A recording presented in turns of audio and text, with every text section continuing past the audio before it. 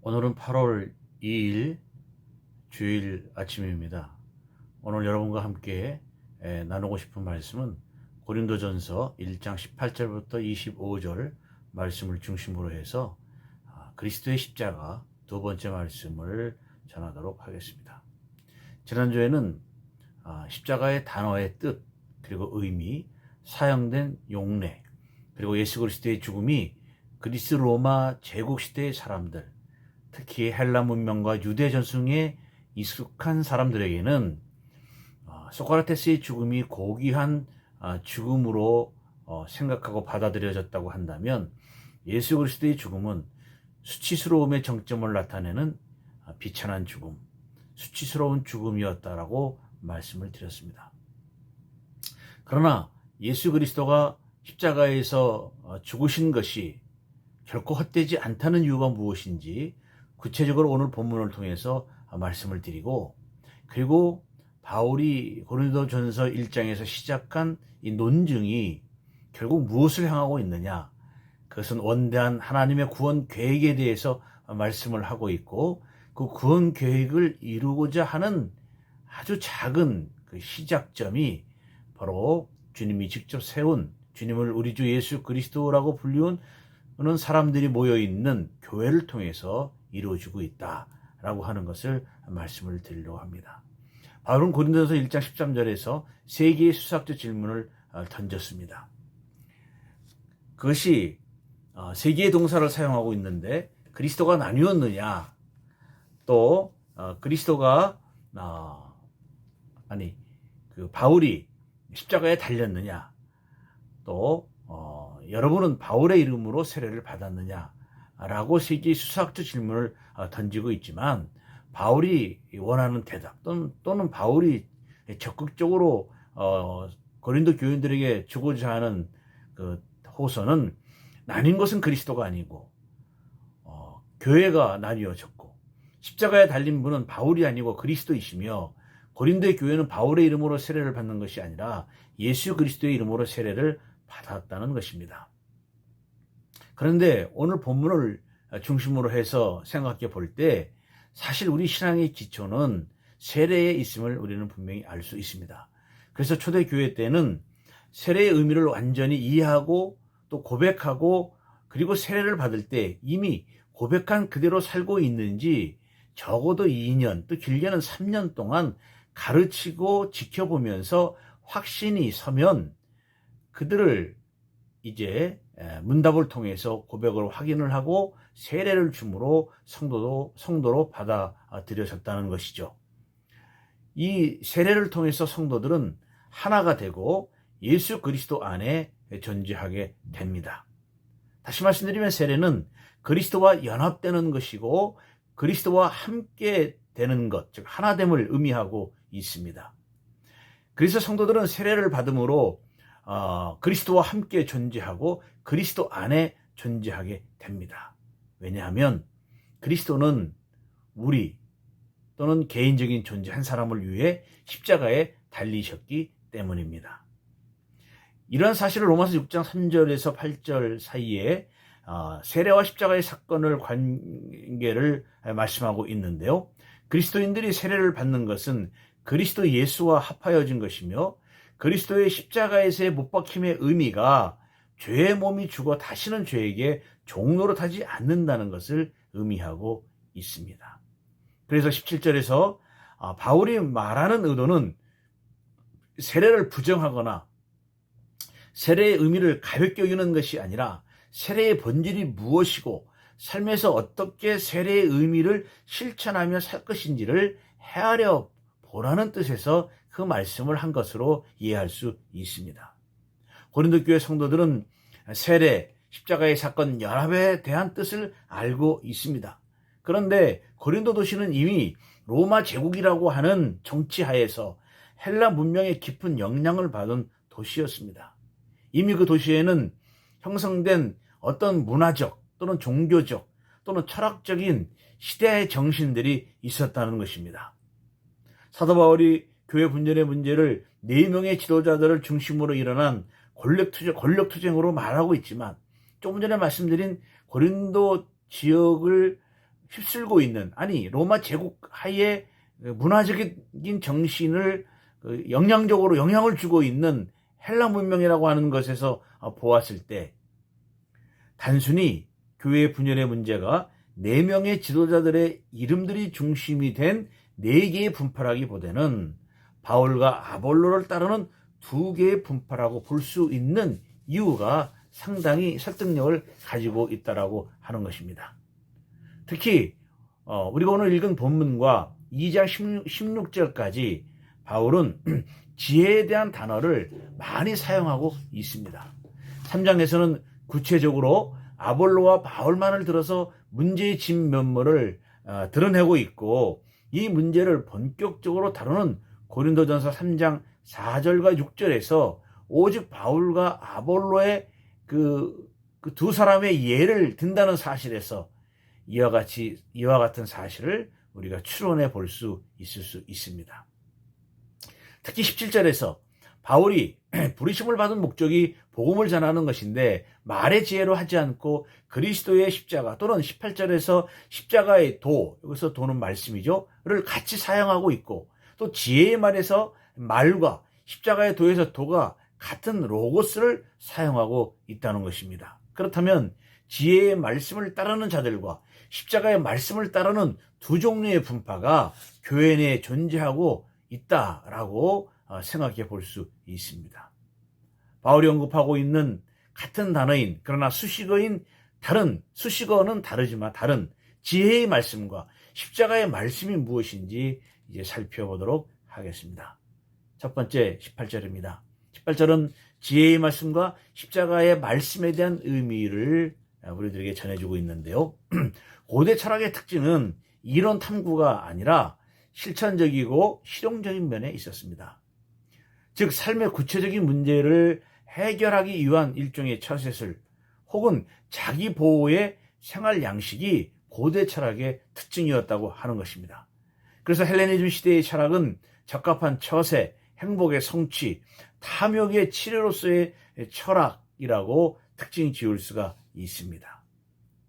따라서 이 헬레니즘 시대에서 말하고 있는 지혜라고 하는 것은 일반적으로 삶의 한 형태, 그리고 이 형태에 관련되어 있는 삶의 태도를 말하고 있습니다. 그래서 이들이 추구하는 지혜라고 하는 것은 삶의 실천과 관계가 되어 있어서요, 그들이 말하는 지혜는 보편적이고 포괄적이고, 그리고 궁극적으로 행동의 목표가 무엇인지 그것을 통찰하고, 또는 인생의 목표에 대한 깊은 통찰을 뜻한다고 지혜의 의미를 그들은 생각하고 있었습니다. 따라서 헬레니즘 시대에서의 지혜는 선을 분별하고 선한 삶을 살기 위해 필요한 지식의 유형으로 생각을 했는데요. 이 헬레니즘 시대의 대표적인 철학의 분파 중에 하나인 에피큐로스는 사람들의 눈으로 볼 때 인간으로서 할 수 있었던 가장 위대한 일을 한 사람으로서 지혜와 지식으로 그 당시 사람들을 지배하고 있었던 악령의 공포를 해방시킨 사람을 소테르, 구원자라고 불렀다라고 하는 것이죠. 그러니까 지혜를 가진 사람, 높은 지식을 가진 사람의 인도로 이제 악령의 지배 속에 있는 사람들을 구원해낸 그 지도자를 소테르, 구원자라 이렇게 일컬어졌다라고 하는 것이고요. 또 하나의 분파인 스토아 학파는 욕망이나 고통, 즐거움과 같은 삶의 격정에서 내적으로 풀려나는 것, 그리고 지혜의 상태에서 초월하는 것을 이제 지혜라고 이들은 생각하고 있었습니다. 따라서 이 스토아 철학자들은요, 에피큐로스와 대립해서 쾌락을 추구하는 것이 삶의 의미라고 하는 것을 거부하고 온전히 윤리적인 삶을 사는 것이 지혜로운 삶이라고 주장을 했습니다.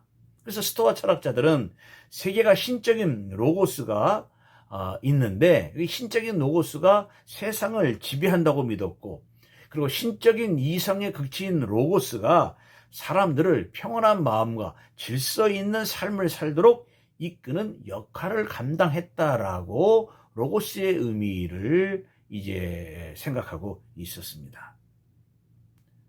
또 스토아 철학자들은 세상의 무질서와 고통 가운데 사는 사람들에게 내적인 평안과 만족을 통해서 참 행복을 누리도록 가르쳤습니다. 그런 삶이 일상에서의 지혜로운 삶이라고 여기고 있었다라고 하는 것이죠. 우리에게는 가장 익숙한 또 철학적인 황제이기도 하지만 가장 잔인한 박해를 했던 아우렐리우스 황제가 쓴 명성록에는 이런 말이 있습니다. 오이가 쓰다고? 그럼 버려라. 길에 가시던 불이 있다고? 그럼 피해가라. 그게 전부다. 세상에 왜 그런 사물이 있는지 묻지 마라. 이런 말을 했습니다.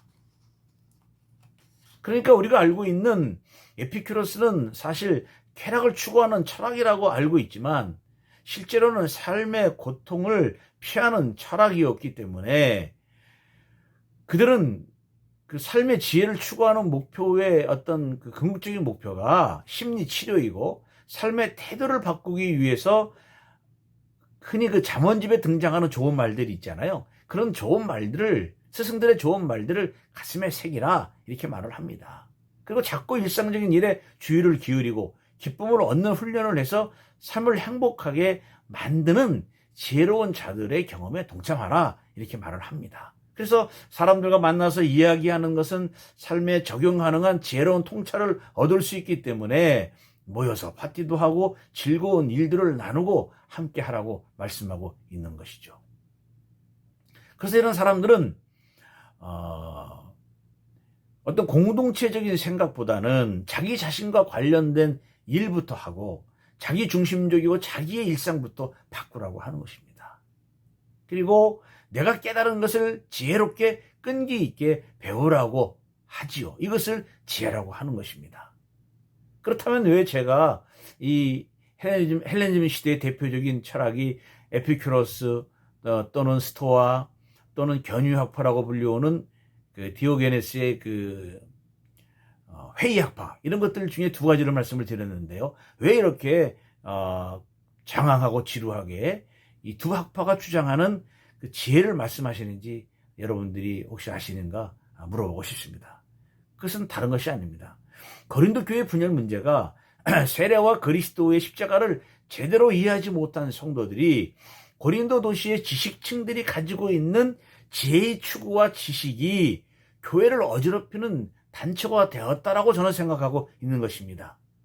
여기에는 알렉산드리아에서 지혜 추구가 최고의 가치로 여겨지는 것을 공부한 아볼로를 중심으로 고린도 교회 안에서 지혜를 주장하는 자들이 있었다는 것이죠. 마찬가지로 십자가의 말씀, 그리스도의 십자가를 지혜의 로고스 정도로 여기는 복음 전도자들과 그것이 마치 복음으로 굳게 여기고 생활하는 오늘날 교회들의 행태가 그때와 별반 다르지 않다라고 저는 생각하고 있다는 것이에요. 자기 중심적인 즐거움, 마음 맞는 사람들끼리의 친교와 파티, 마치 교양이 있는 것처럼 이상적인 모습을 가지고 있는 것처럼 보이지만 딱 거기까지인 사람들, 그리고 그들에게 맞는 지혜의 교양을 전하는 복음 전도자와 교회가 오늘날 분명히 존재하고 있다라고 저는 진단하고 있는 것이죠. 마치 그들이 내놓는 모습은 그럴듯하게 멋있고 나도 따라하고 싶은 마음이 들을 수가 있습니다. 그러나 숨겨놓은 부분이 더 큰 그분들이 가지고 있는 인간의 오만과 자랑, 이기심과 성공이 가득 차 있다는 것이죠. 한마디로 십자가의 그리스도조차도 교양 쌓는 일의 도구로 쓰여지고 비전과 성공의 캐릭터로 전락시키는 이런 모습들을 오늘날의 교회에서 발견하기 때문에 제가 말씀을 드린 것입니다. 그러나 바울이 18절 상반절에서 말하는 십자가의 도는 무엇입니까? 고린도시에서 최고로 여기는 지혜에 대한 사랑과 그리스 로마의 철학과 최고의 지식이죠. 지혜를 사랑하는 것 또는 영지, 그노시스를 미련한 것이고 그리고 그것을 쫓는 자들을 멸망당하는 자들이라고 말하는 그리스도의 로고가 무엇이냐? 이렇게 사도 바울은 질문하고 있고 저도 질문을 던지고 있는 것입니다. 18절 하반절에서 바울은 십자가의 도, 그리스도의 로고스죠. 이것은 우리에게 구원을 주시는 하나님의 능력이라고 말하고 있습니다. 사람들에게는 천한 것으로 여겨지고 거기서 죽은 자는 가치조차 매길 수 없는 그런 존재이지만 바울은 그를 십자가의 로고스라고 말하고 있는 것은 인간이 가치를 매기는 것과는 전혀 다른 가치가 있다는 것을 분명히 역설적으로 전하고 있는 것입니다. 그리스도가 로고스라고 하는 것은 스토에서 말하는 이성이 절대 가치가 아니라 우주를 창조하는 창조자로서의 인격적인 분이라고 그리스도의 로고스를 분명히 말씀하고 있습니다. 우리가 1년 생각해 보면 30대 초반에 한 갈릴리 출신의 유대인 남자가 십자가에서 처형당한 것이 인류 구원의 유일한 길이라고 하는 사실을 받아들이기는 사실 매우기 힘듭니다. 더구나 온 인류를 향한 죽음의 방식이 많은 사람들이 아니라 거의 모든 사람들이 거절하는 십자가에서의 처형 방식으로 죽었는데요. 그것은 구원과 거리가 멀어도 한참이나 멀어 보이기 때문에 그렇습니다. 그런 분이 십자가에서 죽었다는 것은 죽음의 승리가 아니라 죽음을 이기신 사랑의 승리를 바울은 분명히 말하고 있습니다. 예수 그리스도가 십자가의 죽음을 통해서 우리에게 보여주신 것은 가치 없는 죽음을 예를 들어서 반복해서 말하려고 하는 것이 아닙니다. 바울이 말하는 예수 그리스도의 십자가의 죽음이라고 하는 것은 그분 안에 있는 하나님의 사랑을 보여주신 것이라고 말하고 있습니다. 따라서 공동체를 시작하는 성도들은 이 십자가의 말씀이 그리스도인의 삶의 모든 것의 기준이 되며 중심이 되는 지혜로운 사건이라고 말하고 있는 것입니다. 이 사건을 지금 복음으로 받아들이느냐 아니냐의 지혜가 멸망과 구원이 점차적으로 인간의 삶 속에서 완성을 향한 과정 중에 있다는 것을 의미하고 있습니다. 그 이유는 구원의 활동이 현재의 순간에도 진행 중인 것으로 사울이 보았다고 하는 것이죠. 바울은 계속해서 그리스도 안에 있는 구원이 아직 완성되지 않은 것에 대해서 강조하고 있기 때문입니다. 교회 안에 분쟁을 일으키는 주된 사람들은 지혜를 주장하는 사람들이었는데요. 이들은 구원이 이미 완성된 것으로 보았고 온전한 진리를 소유했다고 여겼습니다. 이때 바울은 종말론적 평가가 이미 갖춰진 것이 아니라 아직 온전히 이루어지지 않았음을 강조하고 있습니다. 즉 십자가의 복음에 대한 인간의 반응에 따라 하나님의 진노와 구원은 이미 시작되었다고 하는 것이죠. 그래서 당연히 멸망하고 있는 자들에게는 십자가의 말씀이 어리석은 것으로 간주되고 있습니다. 구원받고 있는 자들에게는 십자가의 말씀을 하나님의 지혜로 말하지 않고 하나님의 능력이라고 언급하고 있는 것입니다. 바로 이것을 바울은 어리석은 것과 하나님의 능력을 대조해서 나타나고 있습니다. 즉 바울은 어리석은 것과 지혜로 대조하고 있는 것이 아니라 어리석은 것과 능력을 대조해서 보여주고 있는 것이죠. 그래서 18절에서 우리에게는 구원을 받은 사람들입니다. 그래서 우리는 21절에서는 믿는 자들로, 23절에서는 십자가에 못 박힌 그리스도를 전하는 자들로, 24절에서는 부름받은 자들로, 그리고 30절에서는 하나님으로부터 나서 예수 그리스도 안에 있는 자들로 표현하고 있습니다. 십자가의 말씀, 십자가의 로고스를 받은 사람이 그리스도인으로 부름을 받게 된다는 것이죠. 바울이 의도적으로 대조시키고 있는 것은 십자가의 말씀을 단지 지혜의 차원에서뿐만 아니라 지식이 높은 차원, 또 삶의 체계로서 지혜의 완성과 같은 차원을 넘어서 있는 하나님이 행하신 구원의 능력으로 나타내려고 하는 의도가 있기 때문입니다. 십자가의 로고스이신 그리스도는 하나님이 행하신 구원의 능력이라고 바울은 보았던 것입니다. 구원받고 있는 자들의 편에서 복음은 단지 그들의 눈을 뜨게 하는 지혜 체계에 불과한 것이 아닙니다. 멸망으로부터 구원해 주시는 하나님의 능력입니다. 지금까지 지혜자들과 철학자들이 자랑하고 내세우려는 모든 가치에 대해 전복시키는 것이죠. 전복시키다. 오버턴하는 것이죠. 즉 인간이 만든 기준인 어떤 평가를 뒤집는 가치 평가가 바로 그리스도의 로고스, 말씀이며 십자가의 사건이라고 말씀하고 있습니다. 두 번째로 20절과 21절은 수치스러움의 절정인 십자가의 도, 그리스도의 십자가가 하나님의 능력이라고 말씀하고 있습니다. 바울은 분명히 고린도 교인들을 성도라고 부르고 있습니다. 그 근거로 2절에서 우리 주 대신 예수 그리스도의 이름을 부르는 모든 자들이라고 하고 있습니다. 그런데도 그들은 왜 예수가 그리스도이고 그를 우리 주라고 고백하는 것에 대한 이해가 철저하지 못했다고 저는 보고 있습니다. 2년에서 3년 동안 철저하게 검증을 해서 성도가 되었음에도 그들은 십자가의 그리스도, 복음에 대한 총체적인 이해를 하지 못했습니다. 19절에서 십자가의 그리스도가 구원을 받는 우리에게는 하나님의 능력이며 그 능력이 이 세상의 지혜자들의 지혜를 멸하고 총명한 자들의 총명을 폐하고 이 세상의 지혜를 미련하게 하신다고 하였습니다. 바울은 18절에 있는 말씀을 입증하기 위해서 19절에서 이사야서 29장 14절의 말씀을 인용을 해서 근거를 들고 있는데요. 그러므로 내가 이 백성 중에 기이한 일, 곧 기이하고 가장 기이한 일을 다시 행하리니 그들 중에서 지혜자의 지혜가 없어지고 명철자의 총명이 가려지리라 그랬습니다.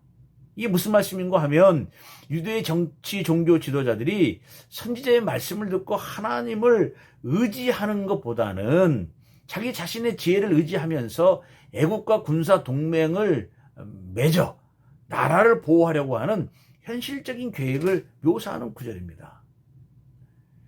바울은 이 구절을 인용을 하면서 인간이 소유한 지혜의 한계를 간파하는 것이죠. 그러니까 그들이 소유한 지혜를 아무리 자랑하여도 하나님이 작정하신 세상의 구원 계획을 알아차리지도 못하고 하나님을 온전히 알지도 못하게 되는 그들이 자랑하는 지혜의 무능력을 질타하고 있는 것이에요. 소피스트나 지식을 추구하는 자들이나 교회 안의 지혜자들이 주장하고 최고의 경지에 도달한 지식과 지혜와 비교해 볼 때 하나님의 선택하신 것이 그리스도의 십자가와 그리스도의 로고스죠. 그런데 이것을 이성이 가진 최고의 경지에 도달한 지혜자들에게는, 그죠? 이성을 최고의 가치로 여기는 그 지혜자들이 아주 결론을 내렸을 때에는 하나님이 선택하신 그리스도의 십자가에 매달려 죽으신 그것은 미련한 것이지만 성경에서 진술하는 역사적 정황에서 보면 하나님의 미련한 것이 기이한 일이 된다는 것입니다. 그러니까 세상의 지혜를 최고의 가치로 여기고 있는 사람들은 하나님께서 행하시는 일들을 미련한 것으로 생각할 수밖에 없는 것이죠.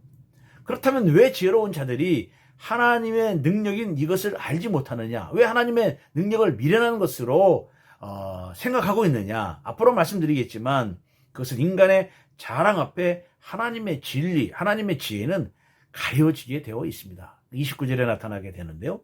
하나님 앞에서 자랑하지 못하게 하려 하심이라, 이런 말씀이 있는데요. 인간의 자랑 앞에 하나님의 진리는 자연스럽게 사라지고 가려지게 된다는 것이죠.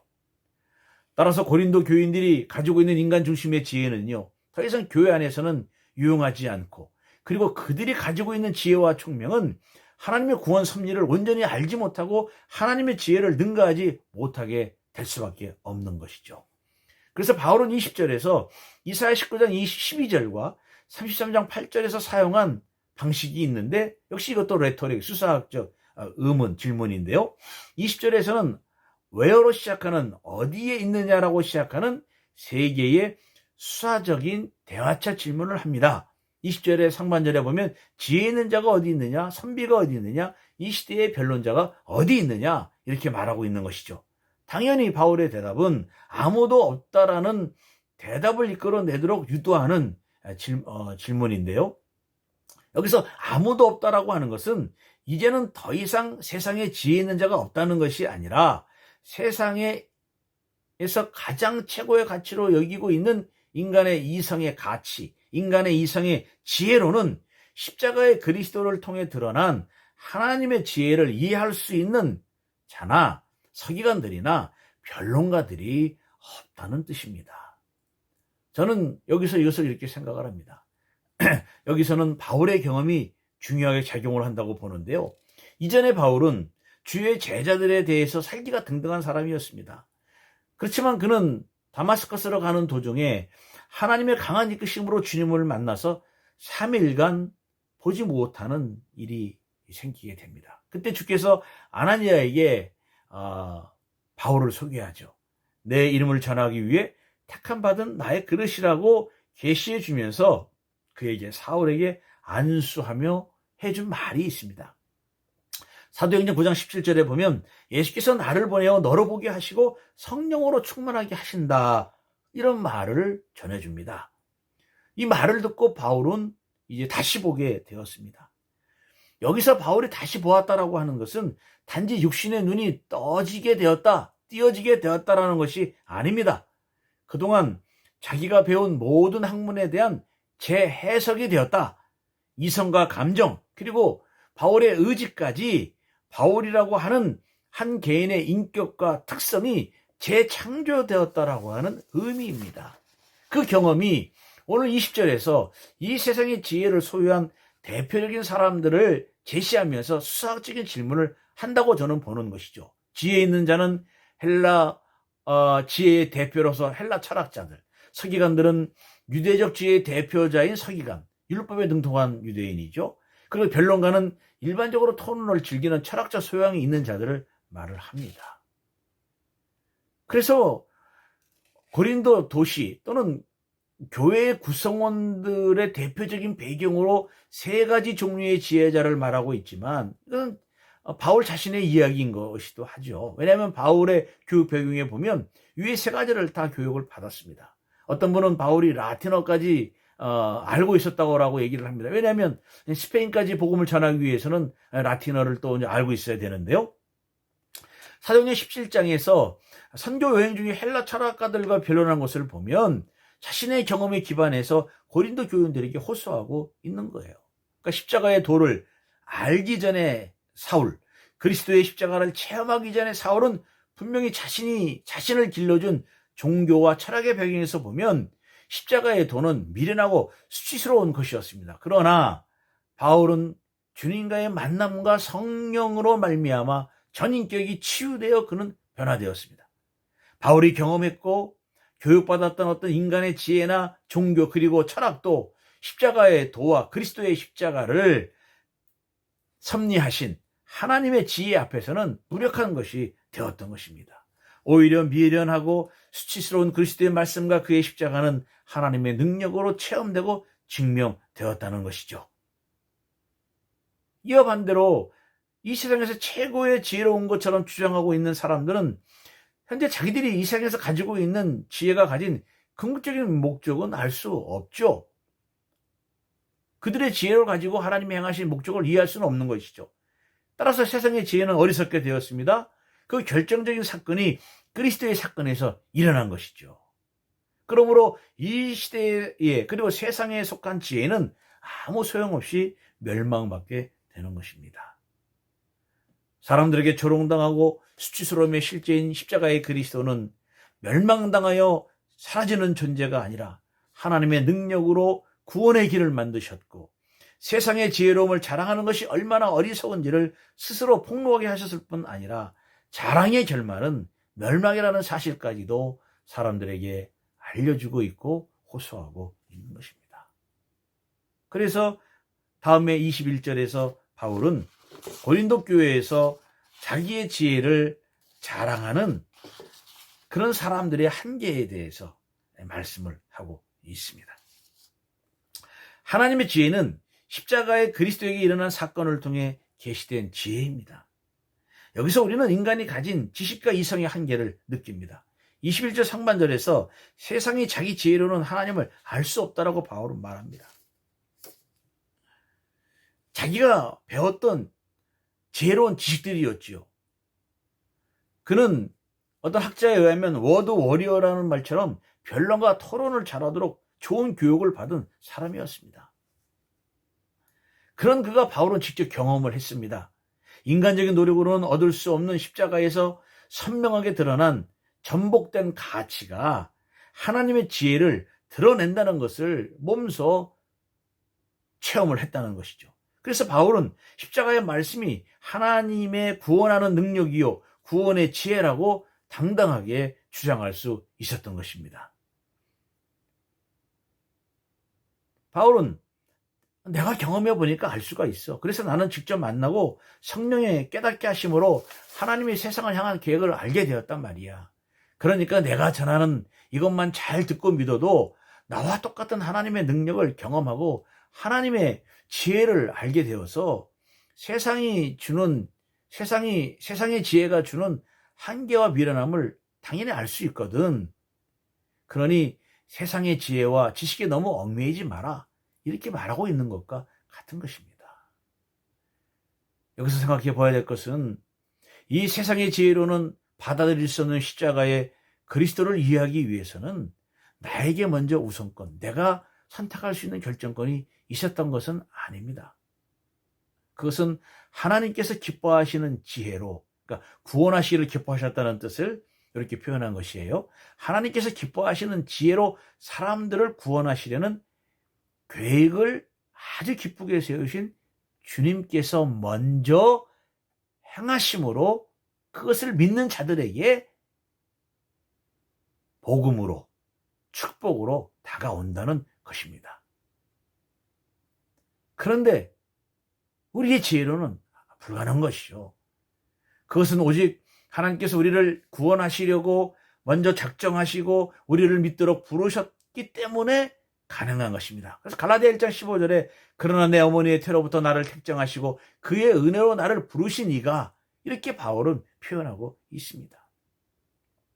21절에 믿는 자들과 18절에 구원받는 자들은 그리스도의 십자가 안에 있고 그것을 믿고 전파하는 자들을 의미하는 것인데요. 그들은 지혜자들이 어리석게 여기는 십자가의 수치로운 사건과 그 사건의 당사자인 예수를 그리스도라고, 그리고 우리 주라고 직접적으로 선포하고 있습니다. 이거는 수사학적인 방법으로 설득하는 것이 아니에요. 여기서 선포하고 있다는 것은 캐리그마인데요. 이 선포는 지혜와는 정반대의 개념인 미련한 것이지만 그 미련한 것인 로고스의 실체인 그리스도의 말씀, 그분의 행하심으로 하나님의 구원 계획을 선포하고 있는 것입니다.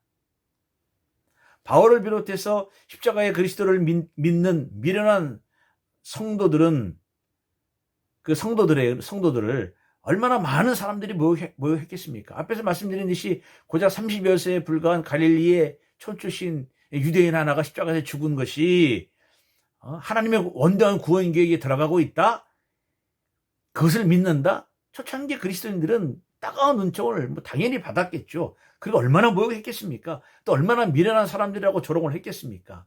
그런 따가운 시선과 비난에도 불구하고 십자가에 달린 그리스도를 전해야 한다고, 그것이 복음의 핵심이라고, 하나님이 기뻐하시는 일이라고 바울은 호소하고 있습니다.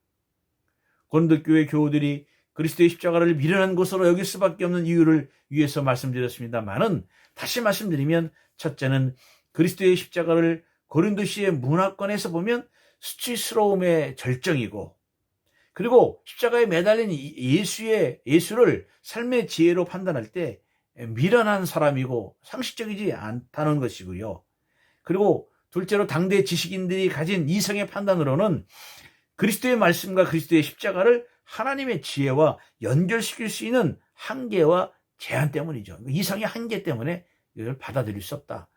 바울의 언어로 말씀을 드리면 주님을 제대로 만나지 못하기 때문에 나오는 한계 속의 어떤 그 논리적인 결과라, 이렇게 말씀을 드릴 수가 있습니다. 그것을 22절에서 그들이 가진 신앙의 행태를 말하고 있습니다.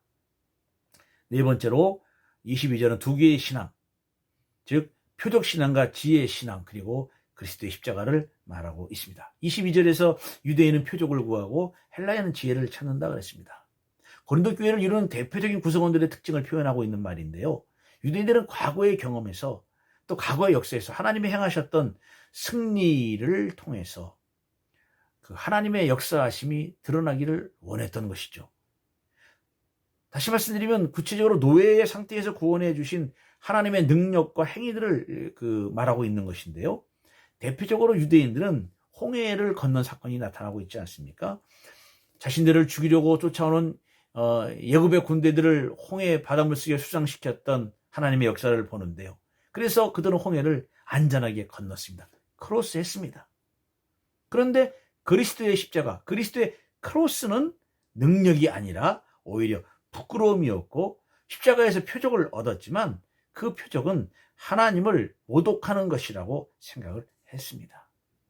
즉 자신들이 원했던 메시아적 하나님의 표적이 아니었다라고 하는 것이죠. 그들은 다윗의 이상을 기대하는 강력한 나라의 회복을 하나님의 구원 계획으로 이해를 했다는 것이죠. 그래서 오죽하면 마태복음 16장을 읽어보면 예수님에게 사람들이 요구하잖아요. 표적을 보이라. 하늘로부터 온 표적을. 그때 예수님의 대답은 무엇입니까? 내가 보여줄 것은 요나의 표적밖에 보여줄 것이 없다라고 말씀을 했잖아요. 헬라인들은요, 지혜를 찾았습니다. 이 지혜는 인간 스스로 찾아서 얻은 삶의 지혜입니다. 배움을 사랑하는 것으로 소문난 헬라인들이 지혜를 찾는 것은 당연한 일이었고요. 논리적으로도 설득력이 있고 삶에 대해서도 질서정연한 것들이 필요했던 것이죠. 그래서 로마 제국이 가지고 있는 종교에 대한 생각과 헬라인들의 지혜 추구가 당시 문화의 선두를 이루었고 유대인들에게는 하나님의 향하신 메시아적인 표적이 한 축이고 또 이 헬라인들이 지혜를 추구하는 것이 또 다른 축이라고 생각을 하고 로마의 제국과 더불어서 바울이 23절에서 말하는 우리는 십자가에 못 박힌 그리스도를 말하고 있는데 이것을 또 다른 하나의 축, 새로운 축, 세계의 기둥이라고 부를 수 있다는 것이죠. 이것을 우리가 잘 아는 그 하나님의 뜻이라고 하는 책을 쓴 제럴드 시처는 더 서드 웨이, 제3의 길이라는 개념을 사용을 하고 있습니다. 유대인에게 예수 그리스도는 승리한 그리스도가 되어야 했죠. 헬라인들에게는 아주 그럴듯하게 미학적으로 질서가 잡힌 그리고 삶의 체계를 찾아주는 제자로서의 어떤 그 모습을 보여주어 했던 것이죠. 당대 고통을 벗어나게 해주는 그런 철학자였습니다만은 바울이 제시하는 그리스도는 십자가에 못 박힌 예수를 복음이라고 전하고 있는 것입니다. 그러므로 22절에서 기대한 대표적인 두 인종의 그 신앙적인 관점에서 유대인에게는 아주 역겨운 메시아가 되는 것이죠. 여기서는 거리낀다 그랬지 않습니까? 그리고 헬라인을 비롯한 이방인들에게는 미련한 것으로 상대하기조차 싫은 것이 바로 십자가와 그 위에 달린 예수 그리스도라고 하는 것이죠. 그래서 23절 하반절에 유대인에게는 거리끼는 것이요 이방인에게는 미련한 것이라 그랬습니다. 그래서 거리낀다라고 하는 것은 스캔들론, 오늘날 우리가 흔히 말하는 스캔들이라고 하는 단어가 여기서 나온 것인데요. 그리스인들과 로마인들이 볼 때 자기 원수들에게 사로잡혀 십자가에서 처참하게 죽임을 당한 신의 이야기는 한마디로 미친 것이었다라고 하는 마틴 행겔의 십자가의 처형이라고 하는 책에서 우리는 얼마나 당시의 사람들이 십자가를 이렇게 생각하고 있었는지를 알 수가 있습니다. 유대인들이 생각하는 거리낀다라고 하는 것은 지난주에 말씀드렸듯이 신명기 21장 23절의 말씀 나무에 달린 자는 하나님께 저주를 받았다라고 하는 말씀에서 이들이 생각을 하고 있었는데요. 이 거리낀다라고 하는 것은 걸림돌이죠. 걸림돌. 즉 하나님의 저주의 상징으로 이들은 간주하고 있었다는 것입니다. 이 십자가에 못 박힌 메시아는 사건의 효력이 그때로 끝난 것이 아닙니다. 아까 서두에서도 잠깐 말씀을 드렸는데요. 그것은 지금까지 계속되고 있는 의미로 현재 완료형을 쓰고 있습니다. 그러니까 한번 일어났다 없어진 사건을 기억을 해도 기억을 하면 유대인에게 기름에 튀긴 얼음과 같은 모순이요 걸려 넘어지게 하는 돌이라고 여기며 그들은 생각을 했는데요. 이것을 계속 상기시키는 행위로 언급한다고 하는 것은 유대인에게는 정말 불쾌한 것이었다는 것입니다. 한번 머리에 떠올려도 불쾌한 일인데 이게 계속 일어나고 있다? 이건 뭐 엄청난 모욕과도 같은 그런 것이었다는 것이죠. 그런데 24절에서 부르심을 받은 자들에게만 열려진 하나님의 능력과 지혜를 분명히 말씀하고 있습니다. 반복해서 말씀드리지만 예수님 당시와 바울이 활동하던 시절에 지혜로운 사람들의 눈에는 예수의 십자가는 미련한 것으로 보였고 아주 기름에 튀긴 얼음과 같은 모순적인 일이지만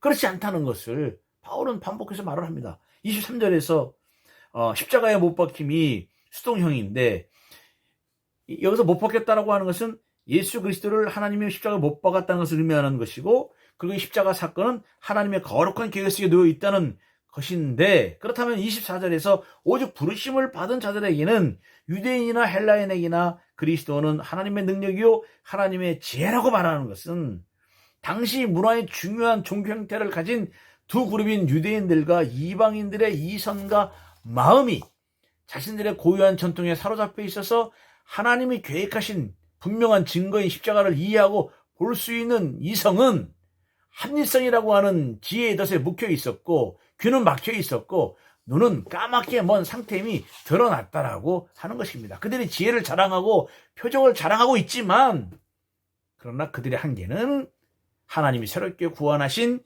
십자가의 사건, 하나님께서 일으키신 십자가의 사건을 이해하지 못하는 어리석음이다 라고 하는 것이고, 그것을 받아들이는 부르심을 받은 자들에게는 하나님의 능력이 함께 하신 것이고 하나님의 지혜가 그들과 함께 하셨다라고 하는 것을 분명히 말씀해주고 있습니다. 그러므로 부르심을 받은 자들은요, 이 두 종류의 표적 신앙을 가지고 있는 유대인들과 헬라인들에게는 깨달을 수 없는 닫혀진 마음이 아니라 마음이 열려져 있었고, 바울이 전하는 복음의 중심이 십자가의 말씀, 그리스도의 십자가가 마음의 중심에 놓여지게 되었습니다. 그래서 이 다음부터는 인종적인 구별, 계층적인 차별, 종교와 문화적 그리고 정치적인 차별은 더 이상 존재하지 않게 되는 것이죠. 이제부터 세워지는 하나님의 새로운 왕국의 중심에 예수 그리스도가 계시기 때문에 지금까지 존재했던 차별과 자랑의 오만함은 십자가에서 완전히 뒤집어졌음을 바울은 선포하고 있는 것입니다. 모든 사람이 꺼렸던 예수 그리스도의 십자가에서의 죽음은 철저하게 표적신앙과 지혜신앙에서는 찾을 수 없는 사건이에요. 거리낌으로 인식되는 십자가의 그리스도는 사람들의 예상을 완벽하게 어긋나게 합니다. 사람들의 지혜를 완전하게 미련하게 만들어버립니다. 하나님의 지혜와 능력은 사람들의 지혜와는 질적으로 다른 것임을 선포하고 있습니다. 세상의 줄인 더 first way, 더 second way의 길을 걷지 말고 미련하게 여기고 사람들이 꺼리고 배제시키는 제3의 길, 더 third way를 따라야 되는데 그것은 십자가를 지고 주님의 뒤를 따르라고, 그것이 지혜로움이요 능력이라고 고린도 교회 공동체에 바울은 강력하게 호소하고 있는 것입니다. 말씀을 마칩니다. 25절에서 하나님의 어리석음이 사람보다 지혜롭고 하나님의 약하심이 사람보다 강하니다라고 역설하며 호소하는 바울의 말씀에 마음을 열어 귀를 기울이는 자들은 바울이 다시 확언하는 그리스도의 십자가를 성도들의 인격 속에서 십자가 체험을 통해 공유하게 될 것입니다. 앞에서 말씀드렸듯이 이것은 인간의 지혜치고와 능력으로 되어지는 것은 결코 아닙니다. 교회 안에서 지혜를 자랑하고 표적의 기억을 공유하는 자들에 의해 공동체는 분열의 위기에 직면해 있습니다. 바울은 그런 사람들에게 그리스도의 십자가는 우리가 최고로 여기고 있는 가치들, 그 당시 가치들이죠. 유대인의 표적, 헬라인의 지혜추구, 이것을 완전히 전복시킵니다. 완전히 뒤집어 엎습니다. 그 당시 사람들이 기대하고 있던 고정관념들을 완전히 무너뜨립니다. 고린도 도시 사람들이 최고의 덕목으로 여기는 것들과 자랑하고 싶은 것들을 완전히 새롭게 합니다. 오래전부터 인간의 정신과 삶을 지배해온 이성의 지혜와 표적신앙을 거리끼는 것인 십자가 위에 예수 그리스도를 드러내므로 지금까지 지탱시켜온 최고와 크다에 대한 정의를 뒤집어 놓는다는 것이죠. 따라서 그리스도의 십자가를 바르게 이해하고 온전하게 받아들였다면 대표적인 두 개의 이 표적신앙과 지혜신앙이 얼마나 무익한지를 살펴야 되는데, 오히려 이 무익한 신앙을 교회 안에서 오늘날 많은 분들이 성취시키는 방식으로 복음을 낭비하고 있습니다. 예를 들어 성공해서 좋은 영향력을 펼쳐라, 대박나라, 하나님의 능력으로 복받아 잘 살아라 라고 하는 것으로 하나님의 능력을 아주 좁게 만들어 버립니다. 또한 우리끼리 즐겁게 잘 살자, 행복하면 되지 않느냐, 이것이 삶의 지혜이고 사는 방식이라고 많은 사람들이 자기의 즐거움을 극대화하고 있습니다. 이것이 아까 서두에 말씀드렸던 에피큐로스 학파의 추구하는 것들이죠. 고통을 피하기 위해서 즐거움을 누리고 이런 것들이고, 또 스토아학파에서 말하는 좋은 자본짓들을 마음에 새기며 살아가는 것, 이런 것들을 복음으로 소비시키고 있다는 것입니다. 그러나 그리스도의 말씀으로 드러난 십자가는 하나님의 섭리 속에서 드러나야 하는 빛의 나라를 바라봅니다. 빛이라고 여기며 살아온 사람들을 참빛으로 인도하는 방식의 중심에 표적신앙과 지혜신앙이 있는 것이 아니라 그리스도의 십자가가 있습니다. 그 그리스도의 십자가는 위에서 아래를 내려보는, 굽어보는 방식이 아니라 아래에서 위를 올려다보는 방식입니다. 예수의 십자가는 성공과 업적의 모델인 두 가지 신앙을 완전히 물리칩니다. 예수님은 혼자 유일하게 하나님과 만나서 조우해서 절대 고독의 시간을 가졌습니다. 그것이 십자가라고 하는 그 장소였습니다. 사람들의 환호가 아닌 조롱과 모욕당하고 가장 큰 수치스러움이 존재한 그곳이 십자가였습니다. 그것은 즐거움이나 성공이 있는 자리가 아니었습니다. 바로 그곳에서 주님은 우리를 부르십니다. 그래서 바울은 이런 예수의 십자가를 삶의 근본으로 바꾸라고 호소하고 있는 것입니다. 여기서 문제가 생깁니다. 나는 할 수 없다는 사실이에요. 사람의 능력과 사람의 지혜로만 본다면 불행할 것처럼 보이는 사람도 하나님의 능력과 하나님의 지혜로는 행복하다라고, 이성과 지혜로 우리가 끄덕일 수 있지만 실제로는 어렵고 힘들다는 것이죠. 왜? 십자가를 지을 수가 없기 때문에 그렇다는 것입니다. 그래서 예수께서 먼저 그 길을 가셨습니다. 아무도 안 접은 십자가를 네가 져라, 이것이 아니라, 그래서 네가 최초가 되어라, 길을 내는 사람이 아니라, 아무도 원하지 않는 길을 예수 그리스도께서 최초로 그 길을 걸으셨다는 사실입니다. 십자가에 못 박이신 예수가 있는 그곳에 하나님이 존재하시고, 그곳에 하나님의 사랑이 시작되고, 그곳에 하나님의 생명이 있다는 사실입니다. 그런데 우리는 스스로의 힘과 능력과 지혜로 할 수 없음을 통렬하게 느낄 수밖에 없습니다. 바울은 성령을 통하여 마음이 새롭게 되어 변화되었듯이 성령 하나님께 은혜를 구하고 우리는 지혜를 구하셔야 합니다. 오직 하나님께 집중해야 될 때 바울이 전하는 이 십자가의 그리스도의 말씀, 이 말씀을 집중할 수가 있고 그것을 하나님의 능력으로 받아들일 수가 있다는 것입니다. 보네포는 이런 말을 했습니다. 하나님이 어디에 계실지를 말하는 사람이 나라면 나는 항상 어떤 식으로든 나와 일치하고 내 성격에 맞는 하나님을 항상 찾을 것입니다. 그렇지만 당신이 어디에 계실지를 말씀하시는 분이 하나님이라고 한다면 참으로 그것은 내가 먼저 동의할 수 없고 나하고는 잘 어울릴 수 없는 장소가 될 것인데 그 장소는 그리스도의 십자가라고 보네포는 말을 하였습니다. 사랑하는 성도 여러분, 나 혼자 십자가의 길을 걷는 것이 아닙니다. 우리를 부르신 그곳에 하나님이 함께 하십니다. 따라서 25절에서 하나님의 어리석음이 사람보다 지혜롭고 약하심이 사람보다 강하니라고 논증하고 있습니다. 우리는 하나님의 어리석음을 택한 예수의 길, 십자가의 길을 다시 생각하고 그와 동행하시기를 바랍니다. 성령 하나님의 조명과 감동으로 나의 마음을 열어서 새 마음을 주시는, 그래서 하나님의 빛의 나라로 부르심을 받게 하신 그리스도의 말씀, 십자가의 그리스도를 집중해서 바라보시는 주의 종들이 되시기를 주님의 이름으로 부탁드립니다. 기도하겠습니다. 사랑의 하나님, 감사합니다. 그리스도의 십자가를 온전히 이해하여 위에서 내려다보는 필요신앙과 성공신앙으로 살아가는 것이 아니라 아래에서 위를 바라봄으로 주님이 주신 십자가를 온전히 내 마음속에 믿어 새 마음을 주시는 성령님의 인도하심으로 이 세상을 살아가는 주의 종들이 되게 하여 주옵소서.